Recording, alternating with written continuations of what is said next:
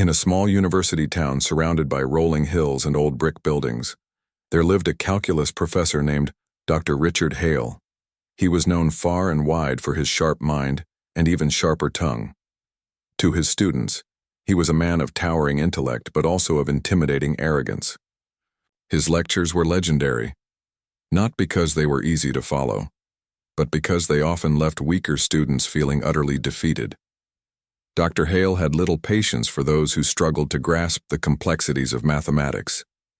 In his eyes, if you couldn't keep up, it meant you simply weren't cut out for the subject. Every morning, Dr. Hale would stride into the lecture hall with an air of confidence that bordered on arrogance. His dark suit was always perfectly pressed, his tie neatly knotted, and his leather briefcase polished to a shine. He carried himself as though he owned the room, and in many ways, he did. The moment he stepped onto the raised platform at the front of the class, the chatter among students would die down, replaced by a tense silence. Everyone knew what came next. A rapid-fire delivery of equations, theories, and proofs that left most scrambling to take notes. Among the students who attended his lectures was Emily Carter, a quiet woman in her late 20s. Unlike many of her peers, Emily didn't sit near the front where she could catch every word Dr. Hale said. Instead, she chose a seat at the very back of the room, almost hidden behind rows of other students. She rarely spoke during class discussions, preferring to listen intently and jot down detailed notes in her worn notebook. Her handwriting was neat and precise, mirroring the care she took in understanding each concept. But despite her diligence, Emily often went unnoticed by Dr. Hale, blending into the background like a shadow. Dr. Hale, however, thrived on attention, or rather, commanding it.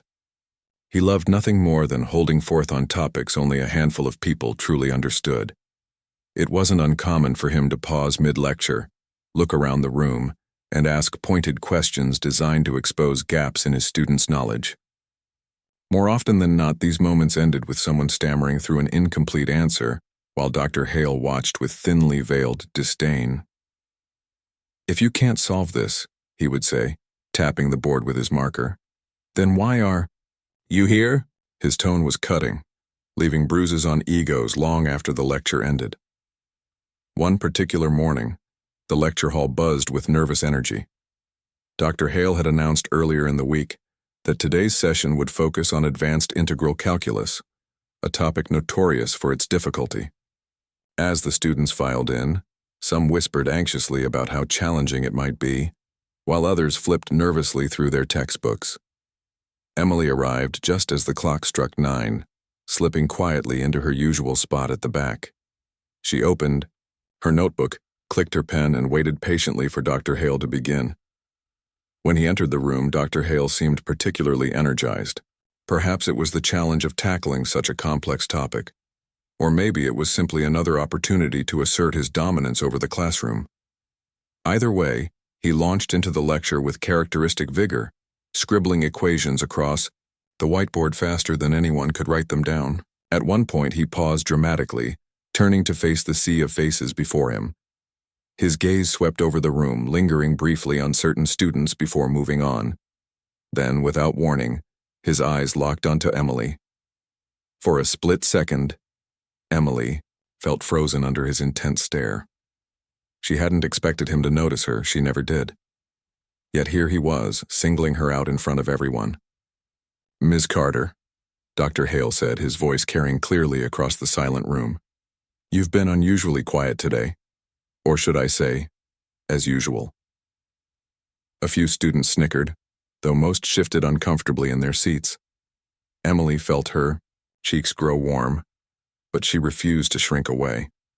Slowly, she looked up and met his gaze. "I assume you're following along," Dr. Hale continued, gesturing toward the board filled with dense mathematical symbols. "After all, you seem quite absorbed in your notes."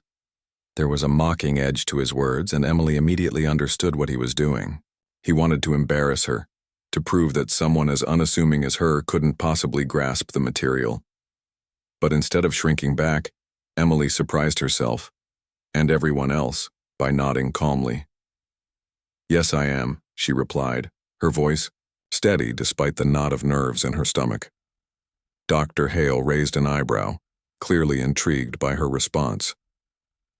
"Well then," he said, stepping aside to reveal the equation he'd been working on. "Since you're so engrossed, let's see if you can solve this for us. Come on up." The room grew even quieter, the tension thick enough to slice with a knife. All eyes turned to Emily, waiting to see how she would react. Would she stumble? Would she refuse? Or worse, would she confirm Dr. Hale's assumption that she was just another student pretending to understand? Emily hesitated for only a moment before standing up. She walked steadily to the front of the room, aware of the weight of dozens of stares on her back. When she reached the board, she picked up a marker and studied the equation carefully. It was indeed difficult, one that required not just technical skill but creativity in finding a solution. For a few seconds, the room remained eerily silent, broken only by the soft squeak of the marker against the board as Emily began writing. What happened next would leave an indelible mark on everyone present, including Dr. Hale himself. As Emily stood at the front of the lecture hall, the marker in her hand moved with quiet confidence. She didn't rush or hesitate. Instead, she worked through the equation step by step, her movements deliberate and precise. The room remained silent, save for the occasional creak of chairs as students leaned forward to get a better look at what she was doing. Dr. Hale crossed his arms over his chest, watching intently. His expression was unreadable, but there was a flicker of curiosity in his eyes, a rare moment of genuine interest from him. The equation on the board was no ordinary problem. It required not just rote memorization of formulas, but a deep understanding of how different mathematical concepts connected. Emily's approach was unlike anything Dr. Hale had shown in class. Instead of following the traditional path he'd outlined earlier, she used a method that simplified the process, breaking it down into smaller, more manageable parts. Her solution was elegant, almost beautiful in its simplicity. As she wrote the final line and stepped back, there was a collective intake of breath from the students. Dr. Hale stared at the board for a long moment, his brow furrowed. He hadn't expected this. Not only had Emily solved the problem correctly, but she had done so in a way that made his own explanation seem unnecessarily complicated. For someone who prided himself on being the smartest person in the room, this was unsettling. Still, he wasn't about to admit defeat, not in front of his students. Clearing his throat, he turned to face the class, forcing a smirk onto his face. "Well," he said, his tone dripping with sarcasm, "I suppose even a broken clock is right twice a day." The comment drew a few nervous chuckles from the audience, but most of the students exchanged glances, unsure how to react. They had seen Dr. Hale mock struggling students countless times before, but this felt different. Emily hadn't stumbled or failed. She had succeeded where many would have faltered. And yet here he was, dismissing her achievement as though it were nothing more than luck. Emily, however, didn't flinch. She simply returned to her seat at the back of the room, her expression calm and composed. Word of what happened spread quickly after the lecture ended. Students whispered excitedly in the hallways, recounting the moment when Emily had outshone their notoriously difficult professor. Some admired her composure under pressure. Others marveled at her ability to solve such a challenging problem so effortlessly. A few even approached her afterward, asking if she could explain her method in more detail. Emily obliged, patiently walking them through her reasoning without a hint of arrogance. She didn't seek recognition or praise. She simply wanted to help others understand. Meanwhile, Dr. Hale couldn't shake off the memory of that morning. As he sat in his office later that day, staring blankly at a stack of papers on his desk, his mind kept returning to Emily's solution. Try as he might, he couldn't dismiss it as mere luck. There had been a clarity and logic to her work that went beyond chance. It gnawed at him, not because he doubted his own abilities, but because he hated the idea of being overshadowed, even momentarily, by someone he had written off as unremarkable. Over the next few days, Dr. Hale found himself paying closer attention to Emily during lectures. He noticed things he hadn't before. How she always seemed to anticipate his questions, how her notes were meticulously organized, and how she occasionally caught errors in his explanations before he corrected them himself. Each observation only fueled his growing irritation. How could someone so quiet and unassuming possess such talent? He began testing her more frequently, calling her out during class to answer increasingly difficult problems. But no matter how hard he tried to trip her up, Emily never faltered. Despite his attempts to rattle her, Emily remained unfazed. She continued attending lectures, taking her usual seat at the back of the room, and contributing only when necessary. If anything, she seemed almost amused by Dr. Hale's behavior, though she never let it show. Her calm demeanor only frustrated him further. To Dr. Hale, it felt like she was playing some kind of game, one he didn't know the rules to and couldn't win. One afternoon, as the semester drew to a close, Dr. Hale received an email from the university administration announcing an upcoming mathematics competition. The event was open to both faculty members and graduate students, and it promised to be a prestigious showcase of talent.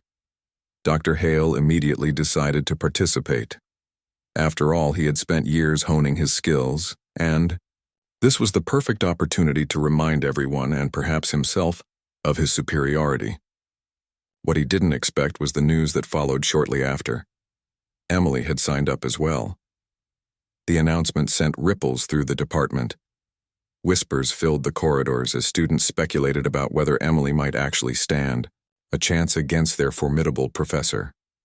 Some thought it was brave of her to enter. Others believed it was foolish to challenge someone of Dr. Hale's stature. But Emily herself showed no signs of doubt or hesitation. She went about her routine as usual, preparing for the competition quietly and methodically. For Dr. Hale, however, the stakes suddenly felt much higher. The thought of facing Emily in direct competition unsettled him in ways he couldn't fully articulate. He told himself it was ridiculous to feel threatened by a student, especially one who rarely spoke or drew attention to herself. Yet, deep down, he knew this wasn't just about winning. It was about proving once and for all that he was the best. Little did he realize that the competition would force him to confront not only Emily's brilliance, but also his own insecurities. The day of the mathematics competition arrived, and the university's grand auditorium buzzed with excitement. Rows of chairs filled quickly as students, faculty members, and even a few curious outsiders gathered to watch. The event was designed to test not just knowledge but creativity and problem-solving skills under pressure. Participants would be given a series of challenging problems, each more difficult than the last, and their solutions would be judged on accuracy, efficiency, and originality. For Dr. Hale, this was his domain, a chance to shine in front of an audience that respected him.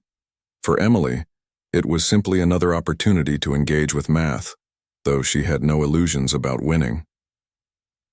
As the competitors took their seats at long tables lined up on the stage, whispers rippled through the crowd. Many eyes were glued to Dr. Hale, who sat confidently near the center, his suit immaculate as always. But just as many glanced toward Emily, seated quietly at the far end of the table. Her presence there seemed almost surreal to those who knew her only as the reserved woman in the back of the lecture hall. She didn't look nervous or out of place. Instead, she appeared calm, her focus already shifting to the stack of papers placed neatly in front of her. When the competition began, the room fell silent except for the soft rustle of turning pages and the scratch of pens against paper. The first problem was relatively straightforward, a warm-up meant to ease participants into the challenge ahead. Both Dr. Hale and Emily solved it quickly, their answers nearly identical. But as the problems grew more complex, differences between them became apparent. Dr. Hale attacked each equation with brute force, relying on advanced techniques and sheer willpower to push through. Emily, on the other hand, approached the problems methodically, searching for patterns and connections that others might miss. Her solutions were simpler, cleaner, and often required fewer steps. By the time the third problem appeared, a particularly thorny differential equation, Dr. Hale found himself struggling. Sweat beaded on his forehead as he scribbled furiously, erasing and rewriting parts of his work. He glanced sideways at Emily, expecting to see frustration or confusion on her face. Instead, she looked completely absorbed, her pen moving steadily across the page. When the judges called for submissions, Dr. Hale hesitated before handing over his answer. Something about it felt off, but he couldn't pinpoint what. Emily, meanwhile, slid her paper forward without hesitation, her expression unreadable. Hours passed, and the tension in the room grew palpable. Competitors began dropping out as the problems became too difficult to solve within the allotted time. By the final round, only a handful remained, including Dr. Hale and Emily. The last question was unveiled. A deceptively simple-looking optimization problem that masked layers of complexity beneath its surface. It was the kind of challenge that could stump even seasoned mathematicians. Dr. Hale stared at it for several minutes, his confidence wavering. This wasn't like the equations he taught in class. It demanded insight rather than memorization. Emily, however, didn't hesitate. She studied the problem carefully, jotting down notes and sketching diagrams in the margins of her paper. Then, piece by piece, she began constructing her solution. Her approach was unconventional yet brilliant, reducing the problem to its core elements and solving it with remarkable clarity. As the clock ticked down, she double-checked her work, ensuring every step was flawless. When the judges signaled the end of the competition, she set her pen down with quiet satisfaction. Dr. Hale, meanwhile, was still wrestling with the problem when the timer ran out. Frustrated, he hastily finished his answer and handed it in, though he knew deep down it wasn't his best work. His usual bravado had crumbled under the weight of the challenge, replaced by a gnawing sense of doubt. For the first time in years, he felt uncertain, not just about the outcome of the competition, but about his own abilities. The results were announced later that evening in a small ceremony held in the university's main hall. The air was thick, with anticipation as the judges took turns congratulating the participants for their hard work. Finally, the head judge stepped forward to reveal the rankings. Third place went to a young graduate student whose innovative approach had impressed the panel. Second place was awarded to none other than Dr. Hale, whose technical expertise earned high marks despite some missteps. Then came the moment everyone had been waiting for. First place.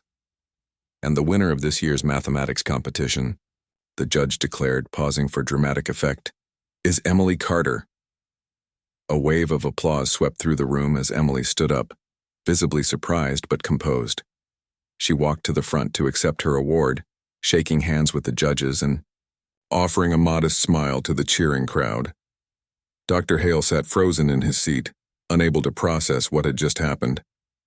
He had expected to win, he had needed to win, and now here he was sitting in second place while a quiet, unassuming student claimed the top spot. After the ceremony, Emily slipped away from the crowd, eager to avoid the attention that came with her victory. Dr. Hale, however, couldn't let her go without answers. He caught up with her outside the building where she was retrieving her coat from a rack. "Ms. Carter," he called out, his voice sharp, but tinged with something else, curiosity perhaps, or grudging respect. Emily turned to face him, her expression neutral. "What do you want?" she asked politely, though there was a hint of wariness in her tone. Dr. Hale hesitated, unsure how to phrase his question. Finally, he said, "Who are you?" Really, it wasn't just idle curiosity. It was a genuine desire to understand how someone he had underestimated so thoroughly could surpass him in a field he considered his own. Emily smiled faintly, as if she'd been expecting this moment. "I'm just someone who loves math," she replied simply. "I used to work as a data analyst before coming back to school. Numbers make sense to me. They always have." She paused, then added, "But I don't compete to prove anything. I do it because it's fun." Her words struck a chord in Dr. Hale, though he didn't fully realize it at the time. Here was someone who approached mathematics not as a tool for validation, but as a source of joy and discovery. In contrast, his own relationship with the subject had become clouded by ego and ambition. As Emily walked away, leaving him standing, alone in the cool evening air, Dr. Hale felt a strange mix of emotions: humiliation, admiration, and something akin to gratitude. He didn't know it yet, but this encounter would mark the beginning of a profound change within him. In the days that followed the competition, Dr. Hale found himself unable to shake off the memory of Emily's victory. It wasn't just the fact that she had beaten him, it was the way she carried herself afterward. There was no gloating, no arrogance, and certainly no attempt to rub her success in his face. Instead, she returned to class as if nothing had changed, sitting quietly at the back of the lecture hall and taking notes just as she always had. To anyone else it might have seemed like she didn't care about the outcome of the competition. But Dr. Hale knew better. Her quiet confidence spoke volumes, and it unsettled him in ways he couldn't quite explain. For years, Dr. Hale had built his identity around being the smartest person in the room. His reputation as a brilliant mathematician was everything to him. It defined how others saw him and, more importantly, how he saw himself. Losing to Emily forced him to confront a truth he had long ignored. Intelligence wasn't something that could be measured by awards or accolades. What mattered wasn't just solving problems but understanding why they mattered in the first place. And while he prided himself on technical skill, Emily's approach reminded him of something deeper, the beauty and elegance of mathematics itself. At first, Dr. Hale tried to dismiss these thoughts as fleeting doubts. He told himself that Emily's win was a fluke, a one-time anomaly that didn't reflect his true abilities. But the more he thought about it, the harder it became to ignore the evidence staring him in the face. Her solutions during the competition hadn't been lucky guesses. They were works of art, crafted with precision and insight. Even now, when she sat silently in his lectures, he noticed how effortlessly she grasped concepts that left other students struggling. She didn't need validation from anyone, not even from him, but her presence challenged him to rethink what it meant to be truly exceptional. One afternoon, as Dr. Hale prepared for another lecture, he decided to test Emily again. Not out of malice this time, but out of genuine curiosity. When the class began, he introduced a particularly tricky problem involving multidimensional calculus, the kind of problem that required not just calculation but imagination. As expected, the room fell silent as students wrestled with its complexity. Without hesitation, Dr. Hale turned to Emily. "Ms. Carter," he said, his tone noticeably softer than before, "would you care to share your thoughts?" Emily looked up from her notebook, surprised by the invitation. For a moment she hesitated, unsure whether this was another trap. But then she nodded and stood up, making her way to the board. This time there was no tension in the air, only anticipation. As she worked through the problem, explaining each step clearly and concisely, Dr. Hale watched closely. He wasn't looking for mistakes this time. He was trying to understand her process, the way her mind connected seemingly unrelated ideas into a cohesive whole. By the time she finished, the entire class was spellbound, including Dr. Hale. After the lecture ended, Dr. Hale approached Emily as she packed up her things. "That was impressive," he admitted, his voice tinged with sincerity. It was the first time he had ever complimented a student, and Emily seemed taken aback. "Thank you," she replied cautiously, unsure where this sudden change in attitude was coming from. Sensing her hesitation, Dr. Hale added, "I've been meaning to ask, how do you see things so differently? Most people tackle problems the way I teach them, but you find shortcuts I never would have considered." Emily thought for a moment before answering. "I guess I don't think of math as something rigid or fixed," she said slowly. "To me, it's like a puzzle. Every equation tells a story, and sometimes the best way to solve it is to listen to what it's saying instead of forcing it into a mold." Her words struck a chord in Dr. Hale. He realized that over the years he had lost sight of the very thing that had drawn him to mathematics in the first place, its endless possibilities. Somewhere along the line, he had traded wonder for certainty, creativity for convention. Over the next few weeks, Dr. Hale began to change. Not dramatically, but in small, noticeable ways. He started paying closer attention to his students, encouraging those who struggled rather than dismissing them outright. During lectures, he occasionally asked Emily to explain alternative methods to the class, acknowledging that her insights could benefit everyone. At first, some students were skeptical, wondering if this new version of Dr. Hale was too good to be true.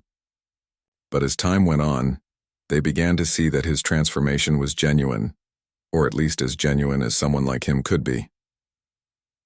Despite these changes, Emily remained largely unaffected by Dr. Hale's newfound respect for her abilities. She appreciated his efforts, but she didn't seek recognition or approval. To her, mathematics was a personal journey, one that didn't require external validation. Still, she couldn't deny that their interactions had shifted. Where once there had been tension and animosity, there was now a tentative mutual respect.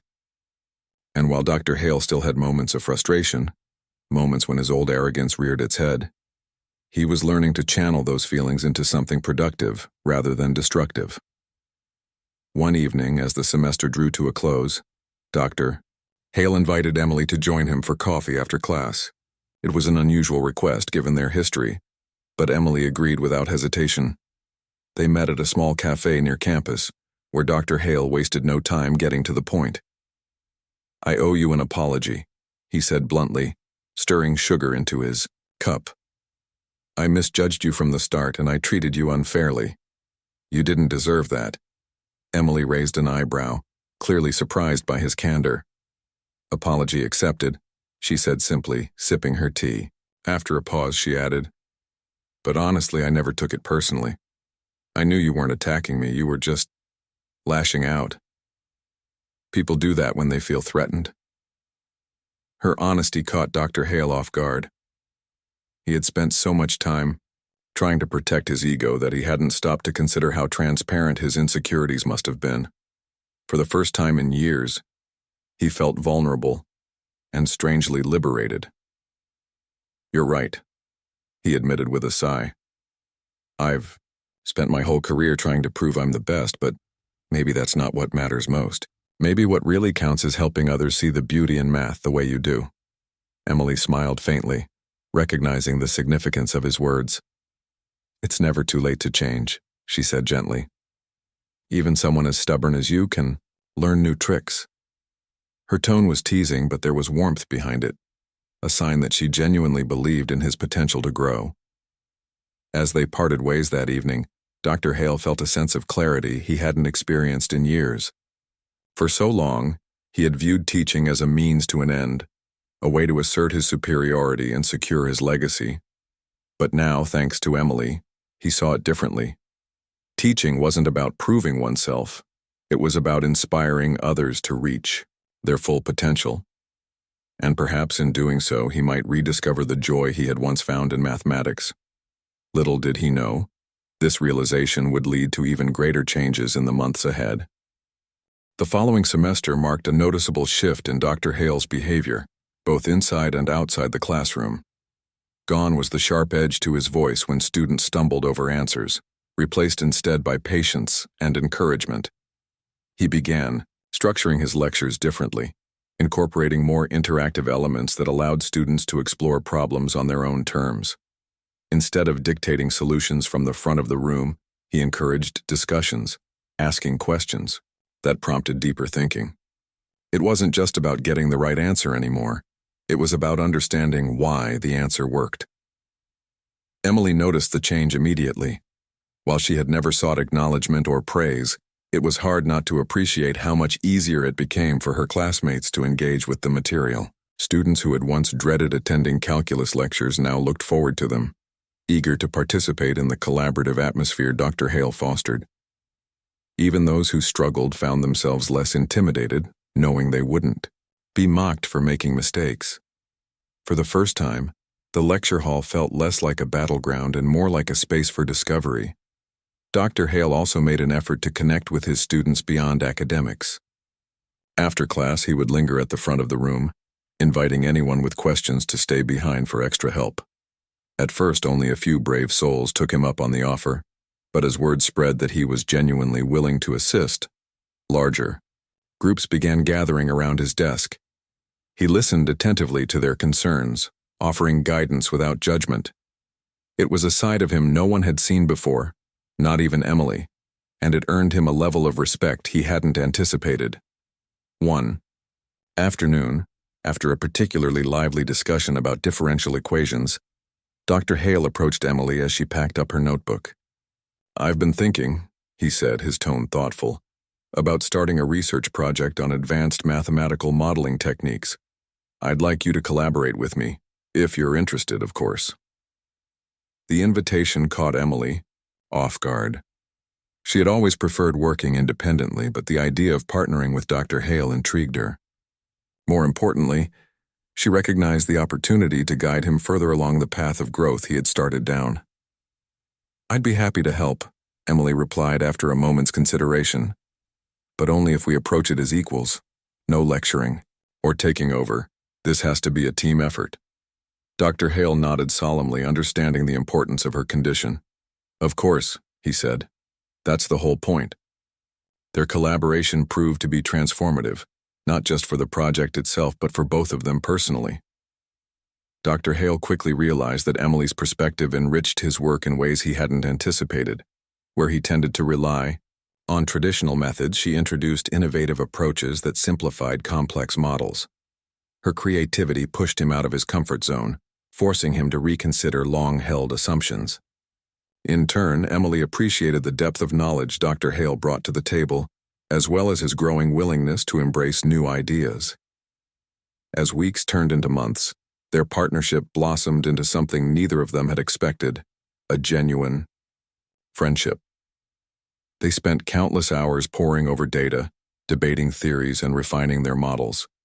Along the way, they discovered shared interests outside mathematics: books, music, and even a mutual love for hiking. These conversations helped bridge the gap between professor and student, allowing them to see each other as individuals rather than roles they played in the university setting. For Dr. Hale, this newfound camaraderie was especially meaningful. Over the years, he had isolated himself, believing that vulnerability was a weakness. But through his interactions with Emily, he learned that opening up didn't diminish his strength, it amplified it. Sharing his thoughts and listening to hers gave him a sense of fulfillment he hadn't experienced in decades. He began to understand that teaching wasn't just about imparting knowledge, it was about building connections, fostering trust, and creating spaces where people could grow together.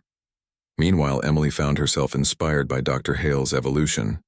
Watching someone so deeply entrenched in arrogance and ego transform into a mentor who prioritized his students' success was profoundly moving. She admired his determination to improve, even when it meant confronting uncomfortable truths about himself. Though she had never doubted her own abilities, seeing Dr. Hale acknowledge his flaws reminded her of the power of humility, a quality she valued greatly. Word of their collaboration eventually reached the rest of the department, sparking curiosity among faculty members. Some were skeptical, wondering if Dr. Hale's sudden interest in teamwork was merely a phase. Others, however, saw it as evidence of real change. When the results of their research were published in a prestigious journal, earning accolades from experts in the field, any doubts vanished. The paper was hailed as groundbreaking, praised not only for its technical brilliance but also for its accessibility, a testament to the balance Emily and Dr. Hale had achieved in their partnership. Despite the recognition, Emily remained humble, deflecting praise onto the collaborative process itself. "It's not about individual talent," she explained during a brief interview with the university newsletter. "It's about combining different strengths to create something greater than the sum of its parts." Her words resonated deeply with readers, many of whom were inspired by the story of unlikely allies coming together to achieve extraordinary results. For Dr. Hale, the experience reinforced everything he had come to believe about teaching and learning. He realized that true intelligence wasn't measured by dominance or superiority, but by the ability to adapt, listen, and grow. By embracing these principles, he had not only become a better mathematician, but also a better person. And while he knew there was still much work to be done, habits formed over a lifetime weren't easily broken, he felt hopeful about the future. As the academic year drew to a close, Emily prepared to graduate, leaving behind the quiet corner of the lecture hall where she had spent so many hours unnoticed. On her final day, Dr. Hale presented her with a small token of gratitude, a leather-bound notebook engraved with a simple message: to endless possibilities. It was a nod to the philosophy she had shared with him months earlier, one that had fundamentally reshaped his outlook on life. Though Emily's departure marked the end of their formal partnership, it was far from the end of their relationship. They continued to exchange emails, discussing ongoing projects and sharing updates on their respective journeys. For Dr. Hale, their bond served as a reminder of how far he had come and how much farther he could go if he remained open to learning. As he stood in the empty lecture hall after her last class, he couldn't help but smile. The room felt different now, lighter somehow, as though it carried echoes of the transformation that had taken place within its walls. Months after Emily's graduation, the university campus buzzed with excitement as news of her achievements spread beyond the math department. Her research paper, co-authored with Dr. Hale, had gained attention not just locally, but internationally. Scholars from prestigious institutions praised its innovative approach, and invitations to speak at conferences began pouring in for both collaborators. While Emily accepted a few offers, she remained grounded, choosing to focus on applying her skills to real-world problems rather than chasing fame. For her, the true reward lay in making a difference, not in collecting accolades. Dr. Hale, on the other hand, found himself reflecting deeply on his role as an educator. The changes he had undergone weren't just superficial, they ran far deeper than he had initially realized. Teaching had once been about asserting dominance, but now it felt like planting seeds. Every lecture, every interaction with a student became an opportunity to nurture curiosity and inspire growth. He no longer saw himself as the center of the classroom. Instead, he viewed his job as guiding others toward their own discoveries. It was a humbling yet profoundly fulfilling shift. One crisp autumn morning, Dr. Hale stood at the front of his calculus class, addressing a new group of students. Among them were familiar faces, those who had heard whispers of his transformation and newcomers eager to learn. As he introduced the day's topic, he paused and glanced around the room. "Before we begin," he said, his voice warm and inviting, "I want to remind you all of something important. Mathematics is not about perfection or proving yourself smarter than others. It's about exploration, creativity, and finding beauty in patterns. Don't be afraid to make mistakes. That's how we grow." His words resonated with the students, many of whom scribbled notes alongside equations in their notebooks. What they didn't know was that this philosophy wasn't entirely his own. It had been shaped by Emily's influence. Though she was no longer physically present in the lecture hall, her legacy lived on through the way Dr. Hale taught and the values he instilled in his students. Her quiet confidence and love for mathematics had left an indelible mark, one that continued to ripple outward. Meanwhile, Emily embarked on a new chapter of her life, working as a data analyst for a nonprofit organization focused on environmental sustainability. Her days were filled with solving complex problems related to climate change, resource allocation, and predictive modeling. She thrived in this environment, where her analytical skills combined with her passion for helping others. Colleagues admired her ability to break down daunting challenges into manageable steps, often marveling at the simplicity of her solutions. Yet despite her success, Emily remained modest, crediting teamwork and perseverance over individual brilliance. Though miles apart, Emily and Dr. Hale stayed connected through regular emails and occasional phone calls. Their conversations ranged from updates on ongoing projects to reflections on personal growth. During one such call, Dr. Hale confessed, "I never imagined I'd say this, but I owe you more than I can ever repay. You didn't just teach me math. You taught me how to be a better person." Emily chuckled softly, touched by his sincerity. "You did the hard work yourself," she replied. "All I did was show you another way of looking at things." Their bond transcended the typical teacher-student relationship, evolving into a mutual mentorship that benefited them both. Dr. Hale shared insights from his years of experience, while Emily offered fresh perspectives that kept him inspired. Together, they embodied the idea that learning is a lifelong journey, one that requires openness, humility, and a willingness to embrace change.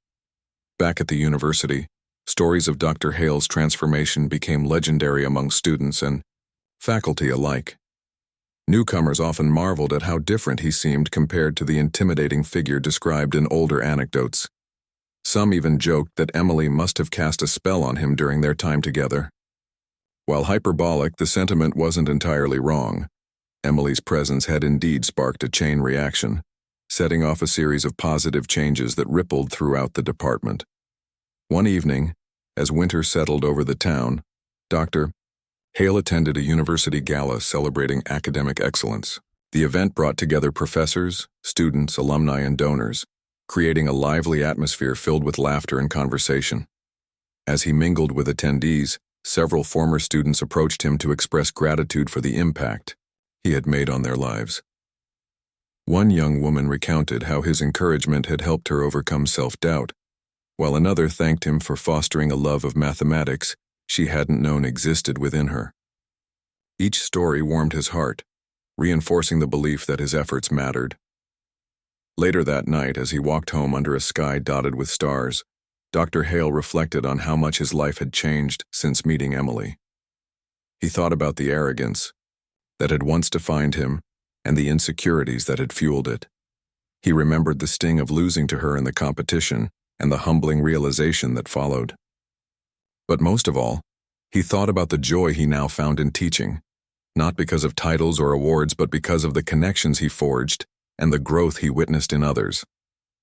As for Emily, she continued to shine in her chosen path, using her talents to tackle some of the world's most pressing issues. Her name appeared in reports and articles highlighting innovative solutions to global challenges, yet she remained humble, deflecting praise onto her team and the causes they championed. In her quiet way, she proved that intelligence isn't measured by recognition or status, but by the impact one has on the world. Years later, when asked about her time at the university, Emily would smile and say, "It was a turning point for all of us." She wasn't referring solely to her own achievements or Dr. Hale's transformation, but to the collective growth that occurred when people embraced vulnerability and opened themselves to new possibilities. Through their unlikely partnership, they had demonstrated that brilliance isn't confined to individuals. It thrives in collaboration, empathy, and the courage to evolve.